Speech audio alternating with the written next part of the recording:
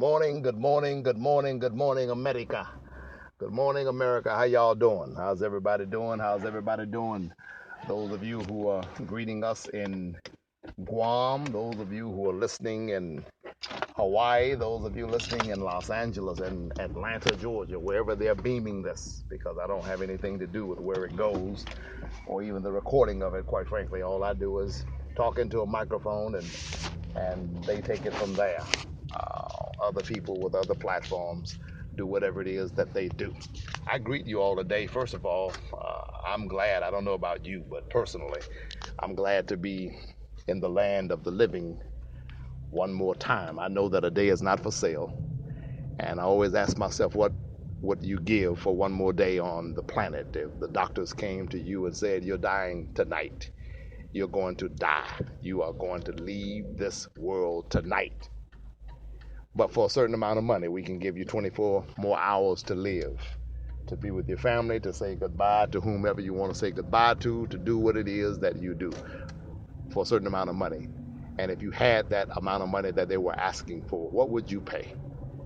What would you give to make memories, if not necessarily for yourself, but for the people that you're leaving behind before you left them behind? If you could choose to go out your way, we know we got to go. No, none of us really want to go, whether we pretend like we do or not. But if you could choose the way you go, what would you give? And so the fact that I'm above the ground today, the fact that I'm alive, to me, it's enough to create a celebration in my spirit. I'm glad to be here. I'm not glad about who the president is. I'm not glad about this con artist that we have in the White House. And as you know, I've written much about Donald in my book, The Truth About O.J. Simpson, Race, Class, Money, and Justice, which is still available and doing well on Amazon.com and on other platforms and in local bookstores. I've also written about Donald in a book called America's Richest Pedophiles. Wrote that book well before he ever thought about running for president. And so I'm not glad about that. But what I am glad is that we live in a democracy.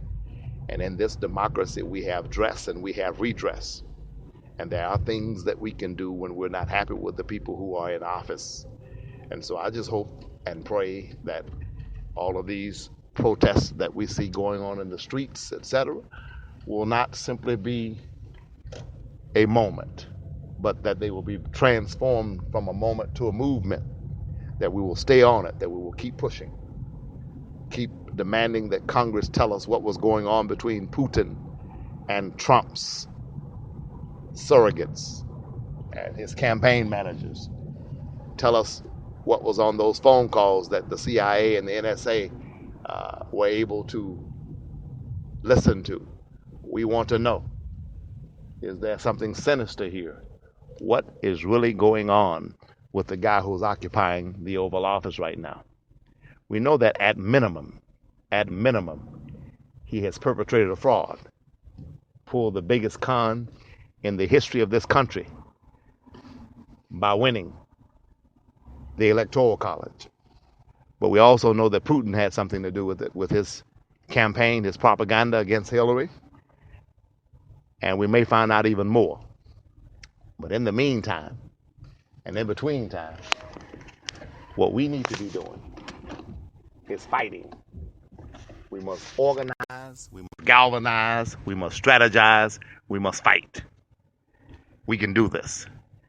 America's a great country. America's our land. America's God's country. America has been blessed, and God bless America. This is our land. We can do this. We will do this. We must do this. So if you don't like what you see and you don't like what's going on, take it to the streets, baby. Take it to the streets. Protest. Tell the world what you think. Let your voice be heard. Let your opinion be known. Let the world know. Let the world know what you think. And get up off your behind and go vote. A lot of you should have voted to begin with. If you had voted, the guy wouldn't have won. But too many of you stayed at home. And you should have stayed at home. Too many of you stayed at home. And you shouldn't have stayed at home. That's what you shouldn't have done. You should have got out to vote. That's what you should have done.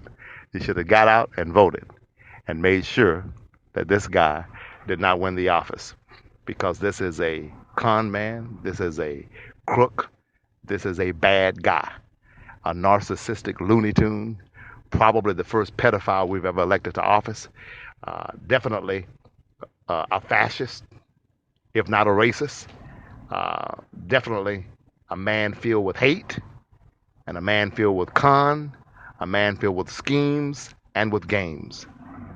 And he should not be the leader of the free world. Talk to you later here. Remember, email me at shermandmanning@gmail.com. shermandmanning@gmail.com.